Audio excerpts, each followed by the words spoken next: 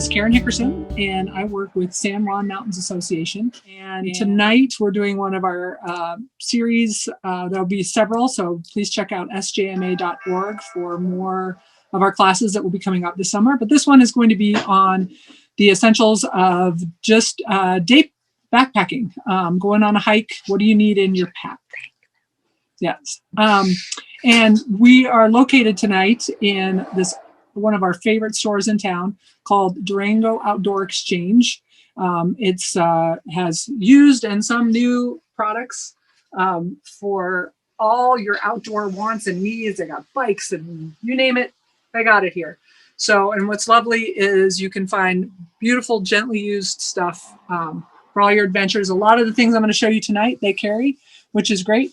So yeah, check it out if you haven't already. If you're not in Durango, check out your other local stores. We always encourage people to shop local whenever possible. So, tonight's class is, we're going to follow kind of the leave no trace principle. As I pack my day pack, and this is what I have. I think a lot of people think you might need a really big backpack. Mine, maybe even a little small. This is a 15-liter pack. But this is what works for me. Some people use something a little bit bigger. I like this one. It works just about right for me. And then I've gone, done 15-mile hikes with this before and been just fine with everything I needed. It's really, really important as you head out for the day. We have seen, especially with people going more and more out into on hikes and out into nature, who maybe haven't done a lot of hiking or backpacking, and coming with very minimal equipment. And here in Colorado, the weather can change on a dime. And so it's always really, really important to be as prepared as possible. There was a great story this winter of a man. He was up on Mount Massive and he had hiked. It was a winter hike. And he recognized that he was not going to make it out in the evening. He wasn't hurt. He was fine, but it was still a long way to go. So he called search and rescue and he said, "Hey, I'm out here. I just want somebody to know that I'm okay. I have everything I need to spend the night. And you don't need to come get me. I'm all good. I'm going to spend the night and then I'm going to be out." But I just didn't want people to worry about me or have somebody be sent in to get me. He ended up spending the night. Search and rescue actually did go in the morning just to 100% check on him. And they said, man, he was really prepared. And he had just been a day hike. So this may give my age a little bit, but think Gilligan's Island here, folks. 3-hour tour could turn into an all-night something. Maybe not for you, but maybe even somebody in your group or somebody you come across on the path that you might be able to help out. Again, your bag doesn't have to be too big to hold everything you need. The number one thing I would say is being prepared. Plan ahead. Get all the things that you need beforehand. I think a lot of people kind of wing it and they go, okay, let's just drive up here and find a trail. If you do that, okay, do a little research on the area. There's so many wonderful apps out there. One I highly recommend for Colorado is called Cotrex, Cotrex. It stands for Colorado Trail Explorer. It lets you know the elevation start and finish. It lets you know the difficulty of the trail. It actually even geolocates you. So if you are out of cell range, it will show you where you are on the trail, which can be very helpful. I don't recommend that as your primary form of navigation, but it can help in a pinch for sure. So knowing where you're going, be really prepared. If you're like me, I hike alone a lot, except with my black dog, my mountain dog. I always let somebody know where I'm going, when I plan to be back, and then always text when I get out. And even if you're going with friends, please, please, please let somebody know. So many people have been saved because somebody knew exactly where they were going to be or the general area they were going to be in. So being prepared that way. The next one is know your limits. Make sure you're going with people who maybe hike at the same speed as you.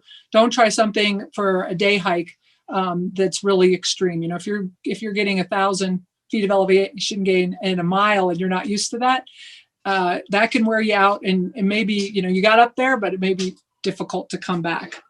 And on that note, a little leave no trace. Definitely been in this situation where you're trudging home, you're so tired, big switchbacks coming up, and you go, ooh, I could just cut this switchback and save myself a little bit of time. We really, please do not cut the trails. Please stay on that durable surface when you're hiking or camping. It just helps protect. We have so many more people out and about in the woods that protecting those trails is going to make it much more enjoyable for everyone. And to do that, just stick to the trails. We're down here in Southwest Colorado. For those maybe who aren't here in Durango, it is extremely dry in all of Colorado, but Southwest Colorado tends, I feel like it's even drier here. So one of my big ones is I make sure I have a lot of water in my backpack. I prefer myself is this big old 2.5 liters of water. And I will take this if I think I'm going for 2 hours or, a couple mile hike or a 3 mile hike or 10-mile hike. I take a lot. I like to have a lot of water with me. And I just prefer that. That's, some people really just like to have, a nice big water bottle that they like to, because they like to drink out of it. Camelback makes me drink all day. And so I tend to drink more. Another way is if you think you might be going longer than you thought, or you don't want to carry quite as much water, but there's going to be a water source. There's a couple options you can use. You can use, like, this is a Life Straw water bottle. These are pretty nice. You just fill it up with water at a stream. You want to watch out for a lot of mud in the water. You want as clear as you can get. But then you just put this on and you drink out of it normally, and it you'll have nice, clean water to drink. Another option to take with you is something like Potable Aqua. This is really easy. You throw this in your water bottle. It will clean the water of giardia and the things that could potentially make you sick. So hydration, making sure you have a lot of water. We definitely have had our share of people show up at the trailhead with one of those little tiny plastic water bottles and prepare thinking they're going to go do a 7-mile hike. So really being sure. Number one thing that can give you altitude sickness is dehydration. So if you're not used to the altitude and you go up and you're dehydrated, very high likelihood you could really get sick. You get that really bad headache, some nausea. In those instances, just move down to lower elevation and get hydrated as quickly as you can. Next thing I like to have in my pack, so that was my water, is some kind of food. Okay, so here I just have a bar and I've got these little Stinger Energies. Now this would just be this is like my backup food. On a big long day hike, I definitely make sure I brought some kind of good lunch, something with high energy. These are my backup foods. I don't really like either one of these all that well. They're not my favorite. So what I do is these go into my pack at the bottom of my pack, and they do not leave. I've definitely had some that sat in there for years, and because they're not my favorite. But to have those always in your pack, you don't have to think about it. That's your emergency backup food in case.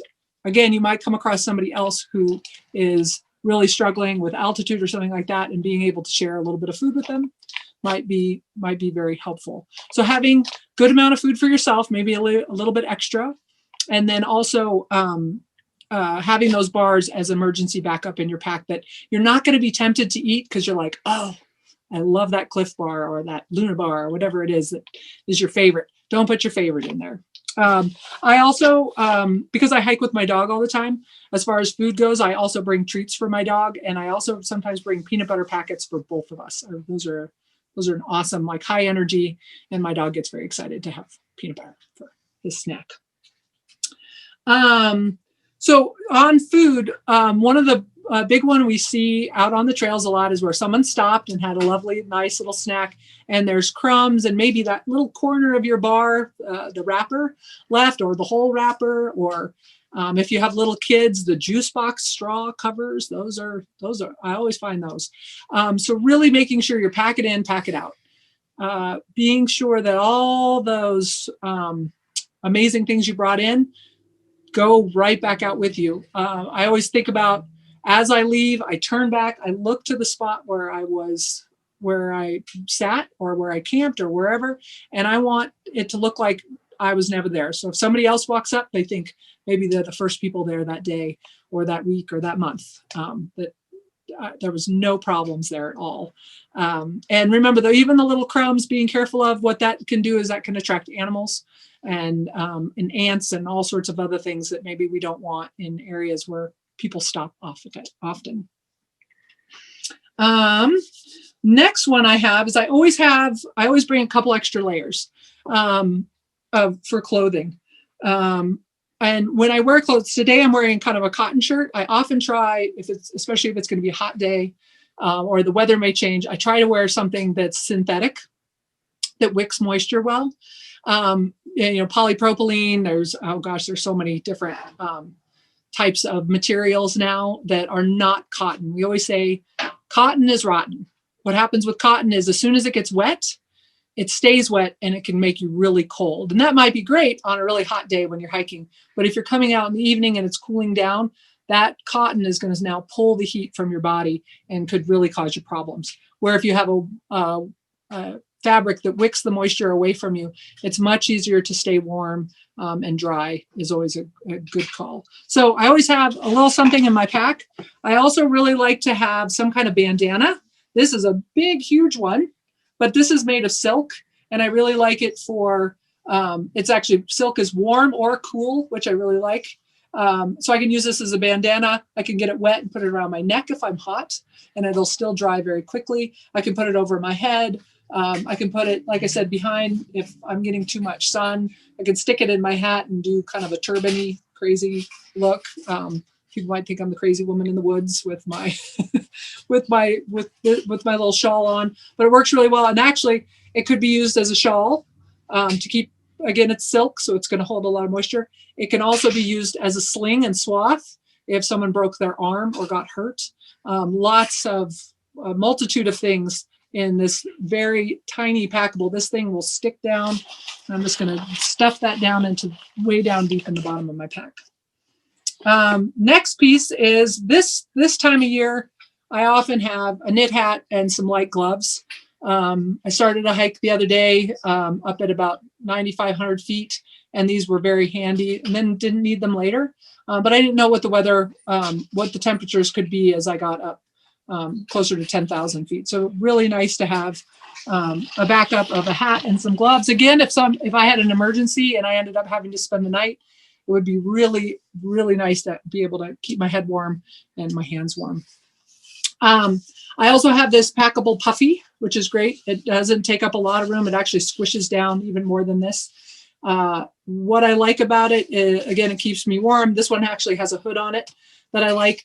Now, as we get more into the summer season, I may want to bring my rain jacket versus this and have a different light layer to go under my raincoat, depending on what kind of weather I think I'm going to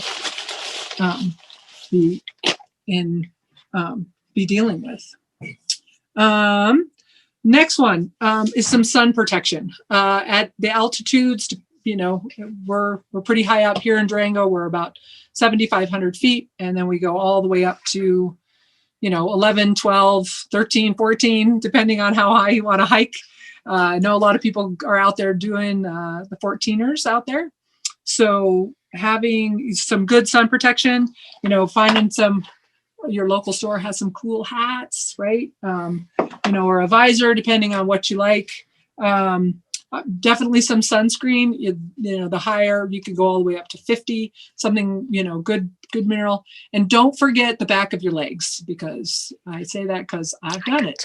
I've done my face and my arms and then forgot the back of my legs and that's where you get sunburned. So, and amazing too, when any kind of sunburn you get is also really, even though your skin is hot, if you've ever had a bad sunburn, you actually get really chilled and it can really make you sick and not feel very well. So having some sunscreen, also having some kind of lip protection. Again, just that high altitude, you want to make sure everything you can is as protected as you can.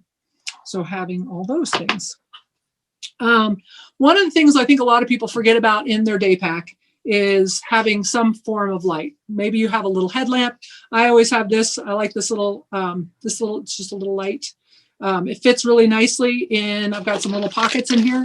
and it just fits really nicely in there. I just leave it in there. I check it every once in a while, just make sure the batteries are good. But I've definitely been on hikes where it was a little later than I thought, and it got dark fast, and I was stumbling my way down the trail, and I was so thankful then to have a little flashlight to just get me down. Another little story, I had a friend, she was climbing, she went up hiking, and they were climbing at this area, and they came down in the dark, and she thought all was well. She knew the trail really well, and she'd hiked there and climbed there quite a bit. And she tripped, and she ended tumbling down this one section to basically on a switchback, and tumbled down this trail, and was like, oh my gosh, and got up, and she was like, wow, I'm not even really hurt. That was great. Well, what she didn't realize, it was poison ivy. And she came out the next morning covered in blisters. So having a light to make sure you are able to watch your feet is very, very, very helpful. Let's see. Next one, first aid kit. We have a couple different first aid kits that are really nice. There's this one. This is just your basic, this is a backpacker weekend. So this would be for a couple days. It's full of butterfly closures. And it's got an antacid. It has ibuprofen. It has all sorts of things. Moleskin in case you got those new shoes and your feet are not super excited. Having all that in here, and then remembering to refill it. I am notorious myself for using up all the Band-Aids and then not having any. And most of these are pretty nice. They have some way that not everything's going to fall out of them. The other one that's a big one is there's usually a little booklet with a place for notes. And I always put a pen in. If you come across somebody who is in distress, it's really good to be able to write down all of their information, how old they are, what their symptoms are, that kind of thing, while they can still talk. Because if it's a while before search and rescue can get in and they are not able to interview them at that time, you'll have all those notes for search and rescue. So they get an idea of what was going on for this person as you sat with them. So that's one kind. Another one is, this is a nice one. It has a lot of the same ones. This is a little dry bag. So if your pack got wet, this one's going to keep everything dry. And this one also has a little fire starter, emergency whistle, some duct tape, and then all the other little, and actually I think it even has a little shelter in it, so that this kind of is like a little one-stop shop for quite a few things. So this is a really nice one. This is made by Soul, and we have it at sjma.org as well, if you're looking for one of those. And so that one has a shelter, but you can also buy space blankets. This is one kind. This is really packable, super easy to get in your pack. This is a little bit more burly one. This is a double extra large. This one is great makes a shelter. It has reflective on it. You can lay it out. Let's say maybe you're going up and you're going to have a big picnic. You could lay this out and actually use it for your picnic blanket. Lots of different uses for this one besides it being an emergency. And a final one is actually a bivvy. So this is like a little sleeping bag. It's coated. It's got the metallic on the inside. And this one is great. You can take this one and actually pack it full of leaves and sleep in it. And I would use this one in the winter time. And I would feel comfortable that I could survive a night with using this little bivvy. So all these things, again, I just kind of pack everything in my pack. And again, I probably tend to take more than some, but having some of these smaller ideas and some of these smaller things in your pack is really, I think, really important. Like I said, the number of people we've come across who are just not prepared, we've been very saddened by it, and we really hope and pass along the information to others too. Like, oh, are you going up for your hike at 2:00 in the afternoon? In Colorado, as you know, in July and August, there's a good chance there's afternoon thunderstorms coming in. So letting others know that, be very careful. There could be lightning and thunder, especially if you're going above tree line. So another thing, we were talking about pack it in, pack it out as far as trash. Well, there's other kinds of waste, right? So if you have a dog like I do, I bring I have a little roll of little baggies for my doggy waste so I can carry it out. Please carry it out. You could even attach another bag to the outside of your pack so you don't have to stuff it in your pack. It's not really nice. But to make sure we, again, and you probably have all seen it, somebody picks up their dog waste, ties it off nicely and leaves it at the side of the trail with the great intention of they're going to hike back and get their dog poop bag. But how many of us have seen dog poop bags all along the trail and nobody cleaning them up? So packing, getting rid of your doggy waste. But we also have us, right? So if you're going out, I have this little lightweight, this is, I think it's 3 ounces, this little lightweight shovel. I like this one because it shows you how deep. It actually has a little measure. I don't know if you can see that on there. It says how deep to go. It actually has little instructions on the back.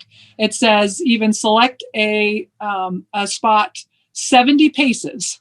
That's 200 feet from water. If you're going to go number 2 in the woods, digging a really good hole. I always say this is Excalibur. Do not use this to push anything into the hole. Use a stick. This should stay clean because you're going to put it back in your pack. And using that. And then as far as toilet paper goes, what I have is I have a paper bag in a Ziploc bag with some of my toilet paper. What the paper bag is for is after you've taken care of your business, toilet paper is trash and it takes much longer than anyone realizes to break down. So please do not leave it out there. No one wants to see that. No one likes to see the human litter box out in the woods where somebody went to the bathroom and left their toilet. This is trash, so please take it out. The paper bag then is for me to put it in the paper bag. I can take it home then. No one's seeing my dirty toilet paper. And I could, if I was maybe camp, like I was doing a day hike, but I was coming back to my camp, I could actually just throw my paper bag with the toilet paper into the fire and burn it and all gone. Even on a hike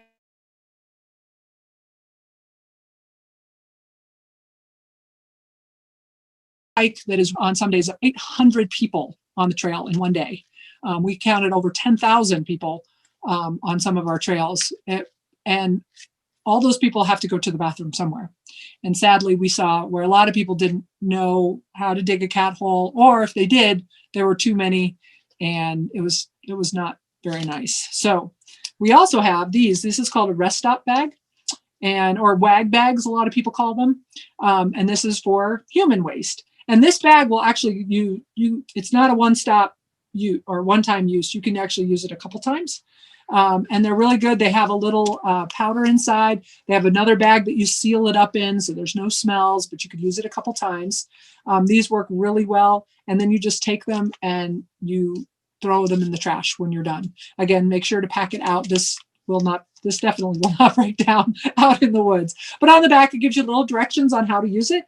And they're very simple and easy, and really to preserve the beauty and the majesty of all of these awesome places that we love so much, that we love to hike. We definitely recommend this. Hopefully, if it's just a day hike, you're taking care of business before you went, but emergencies happen. And again, that doesn't take up a lot of space in my bag. I can really stuff that down just into the side here. And again, one that I can leave in there and not even worry about making sure I pack it again later. So another one that's really good, ladies, are, if not using toilet paper for number 1, gentlemen, if you're watching, you don't necessarily have to worry about this, but ladies, this is called a Kula cloth, and these are antimicrobial. So they have a special silver lining on the inside, and you use this waffled side, not the side with the picture on it. And it's just a little pat when you go to the bathroom, and then you take it home, wash it, hang it to dry, and you can use it over and over and over again. Again, it just keeps all that toilet paper, and you don't have to carry toilet paper out. These, I hang it on my pack. It's so dry here that it dries out very quickly. And, I'll use it for a day hike, and then all my clothes are the way I hike, need to go in the wash. So this just goes in the wash with all my clothes at the end of the day, and I'm ready to go. Now, if this is a lot of these things, I'm showing you a lot of new products here, and you don't have to buy new. Like I said, we're in a store right now that is wonderful with so much beautiful used gear. So if you aren't sure what you need or what you want yet, find these awesome used gear shops and come in, talk to the people who work here. They're super knowledgeable. They will help you out, and they can get you some of these things. Like one of these little cloths, if you're like, not in the budget this year, a bandana will work too, but trying to think of all the ways that you can really walk out into the woods. And when you walk out, no one knows you were there. That whole leave no trace philosophy is so, so important.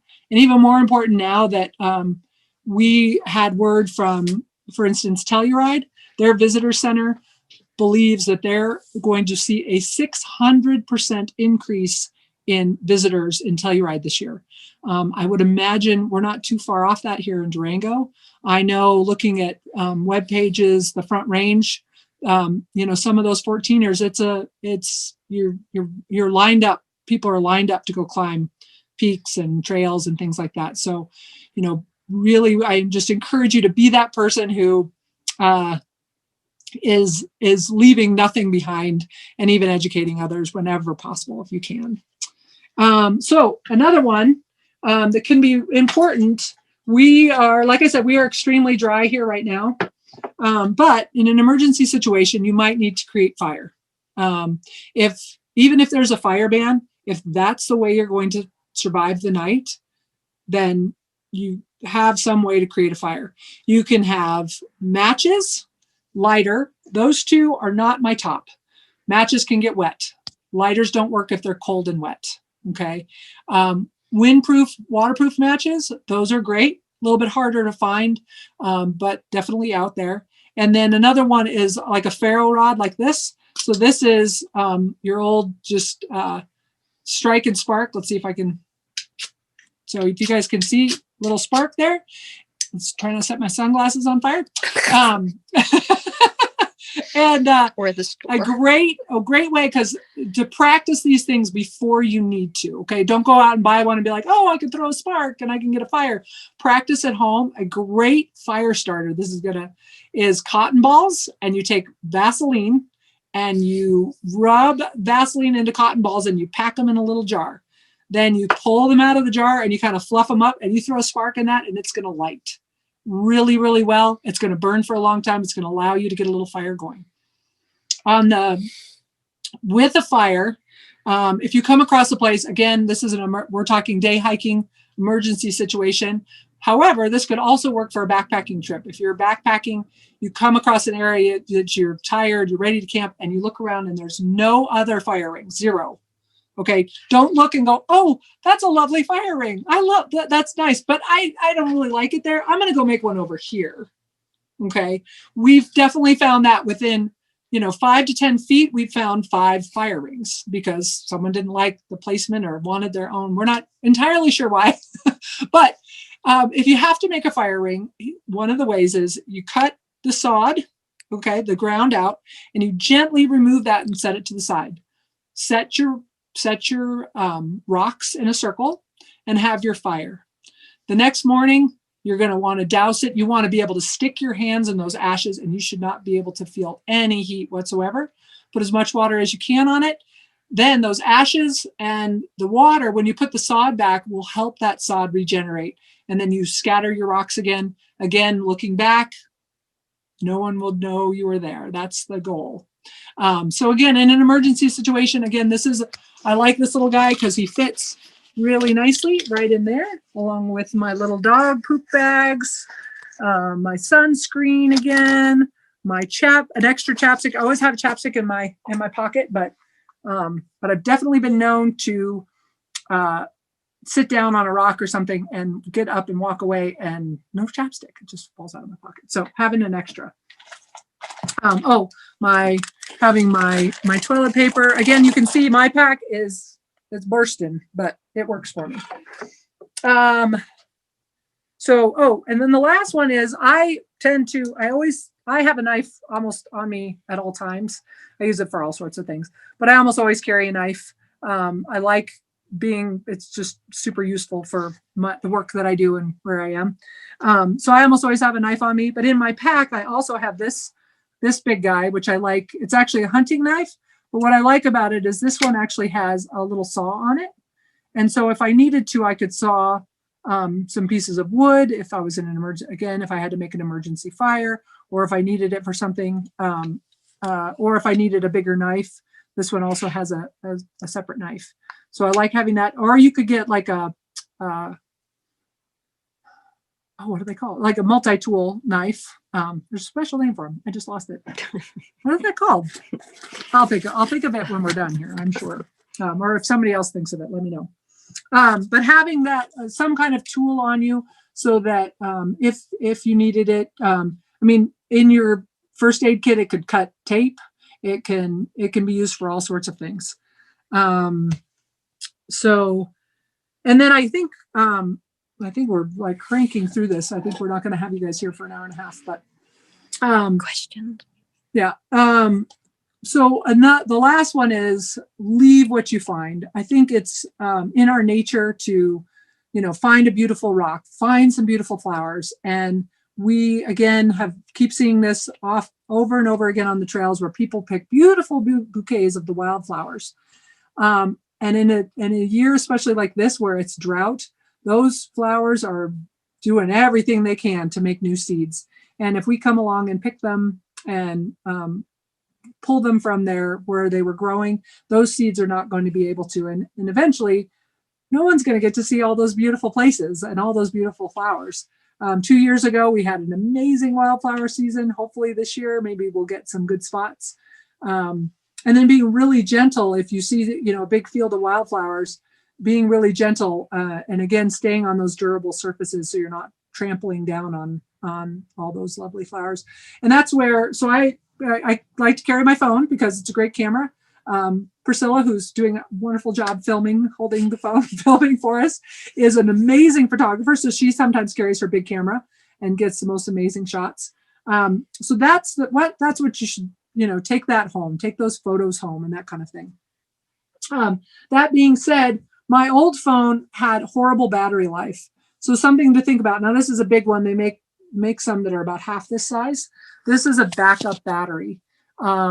Just kind of a nice thing. They're not super heavy. Again, like this one doesn't take up much room. I can actually put it in a water bottle holder, and then I bring a charging cord. This is really nice, especially if you're going to use your phone for like me and take a million pictures that you're the only one who will probably ever see them. Maybe someone will see one or two on Facebook or Instagram, but having that, just again, if you were in an emergency situation, really good to know that someone could potentially ping your phone if they needed to, and that you have that backup just in case. So that's something I always carry with me as well. And let's see, so that's honorable mention. And then another honorable mention is bear spray or a bear bell. Okay. Having one of these attached to the outside of your pack, along with your emergency whistle. Here's my emergency whistle. Having an emergency whistle and a bear bell. The bear bell, what that does is it lets wildlife know you're coming. Bears do not want to have conflict with people. They do not want to be in your way. And I know we've had a story here in Durango that was really heartbreaking and horrible. And that is such a rare occasion. And I feel so sorry and sad for that family. It's a horrible thing. It's very rare, but they are bears and they are wild animals. And so letting them know you're coming ahead of time, gives them time to get out of your way. And then if they do decide to get a little too close, having some bear spray, and also just getting kind of familiar with how to use it is really important. These do expire. So if you've had one for a while, check it and make sure it hasn't expired. But really good to have, again, these, and this does not do you any good if it's in your backpack. Okay. If you're nervous, there's a belt, a little holster with these, and you can put it right on your hip right here. And you have to kind of work. It's not like you're all, going to bump it and spray yourself or your dog or your friends with bear spray. But to have this, if you're nervous, or if you know you're going somewhere where people are like, oh my gosh, there's mama bear with cubs, or we've seen a lot of bear activity, for peace of mind, this is a great thing to have with you, as that just in case. So again, just thank you all for joining us tonight. I hope you learned some good stuff. We really, here at San Juan Mountains Association, we really hope you just get out and recreate responsibly. And again, I want a heartfelt thank you to Durango Outdoor Exchange. Again, pushing this, shop local, everybody. It's really easy to get online and find something, go, oh, click that button, yeah, buy it. But really go in, meet these people. They'll teach you a lot. They've got great, all local, wherever you happen to be locally, go in and talk to those people and buy your gear local and support local businesses the best you can. So like I said, hopefully you all learned something new and had a good time. This was super fun for me.